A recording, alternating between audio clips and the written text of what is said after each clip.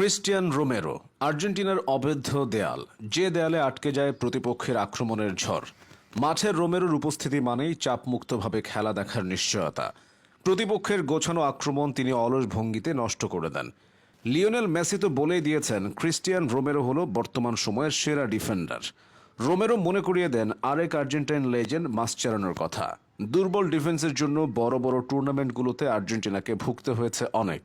মাসচেরানোর অবসরের পরে ডিফেন্সের দুর্দশা আরও বেড়ে যায়। গোল ব্যবধানে এগিয়ে থেকেও সমতা কিংবা পরাজয় নিয়ে মাঠ ছাড়তে হয়েছে শুধুমাত্র ভঙ্গুর ডিফেন্সের কারণে।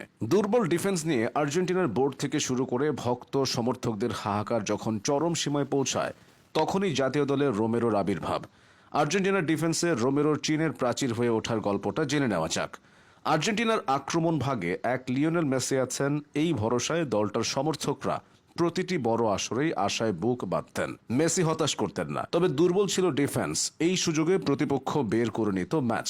বড় আসরে একরাশ আক্ষেপ আর হতাশা নিয়ে শেষ হতো মিশন। এই আক্ষেপটা 2018 বিশ্বকাপ পর্যন্তও আর্জেন্টিনার সমর্থকদের কাঁদিয়েছে লিওনেল মেসিকে। আর্জেন্টাইন সমর্থকদের দুঃখের সাগরে আনন্দের ভেলা ভাসিয়ে এলেন ক্রিস্টিয়ান রোমেরো। জাভিয়ার মাসচেরানোর রেখে যাওয়া শূন্যস্থান পূরণের প্রতিজ্ঞা করে আর্জেন্টিনার রক্ষণের ভার কাঁধে তুলে নিলেন এই তরুণ। 2018 বিশ্বকাপে রাশিয়া থেকে শোচনীয় পরাজয় নিয়ে ফেরার পর আর্জেন্টিনা দল যখন টালমাটাল, ঠিক তখনই লিওনেল স্কালোনি নিয়ে এলেন রোমেরোকে। দেখতে সাধাসিধে, বাকি 10 জন ডিফেন্ডারের মতো ডাকাবুকো মনোভাব নেই আগ্রাসনের ছোঁয়া, কিন্তু মাঠে নেমেই যেন হয়ে ওঠেন অন্যরকম, ভিন্ন দুনিয়ার ফুটবলার। আকাশি সাদাদের ডিফেন্সে রোমেরো যেন অদম্য, অসামান্য, দূরতমনীয়। সব মিলিয়ে তার বেস্ট মুড প্রতিপক্ষের গোল খরার অন্যতম কারণ।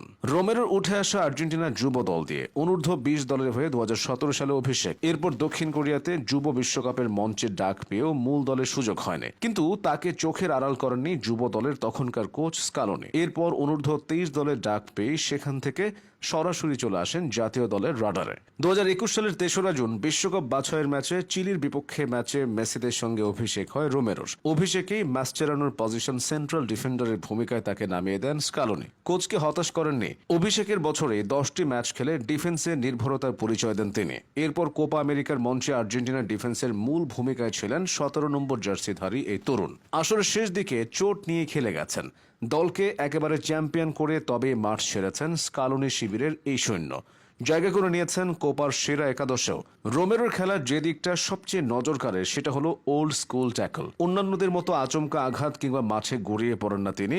বলে চোখ রেখে ড্রিবলিংয়ের তালে তালে ওঠানামা করে আচমকা চিলের মতো ছো মেরে নিয়ে যান বল। তার এই টেকনিকের কাছে কাতার বিশ্বকাপে ধরা খেয়েছে অনেক দল।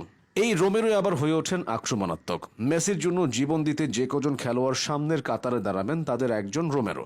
হেডে বল লক্ষ্যচ্যুত কিংবা লক্ষ্যভেদ করাতেও বেশ পটু টটেনহামের এই খেলোয়াড়। শুধু ডিফেন্সেই নয়, আচমকা বল নিয়ে মাঝ মাঠে উঠে অ্যাটাক করতেও রোমেরোর জুড়ি নেই। রোমেরোর শুরুটা আর্জেন্টিনার ক্লাব বেলগ্রানো থেকে। এরপর মেধা এবং দক্ষতা দেখিয়ে ইউরোপে নাম লিখিয়েছেন এই তরুণ। ইতালির ক্লাব জিওনা জুভেন্টাস পেরিয়ে আটলান্টা হয়ে বর্তমানে খেলছেন ইংলিশ ক্লাব টটেনহামে।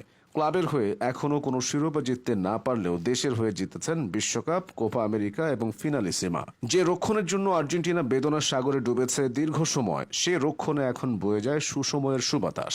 মেসির গোলের অসামান্য সৌন্দর্যের মতো রোমেরো ছড়াচ্ছেন ট্যাকলের দূতে। তাতে আর্জেন্টিনা হয়ে উঠেছে সর্বজয়ী।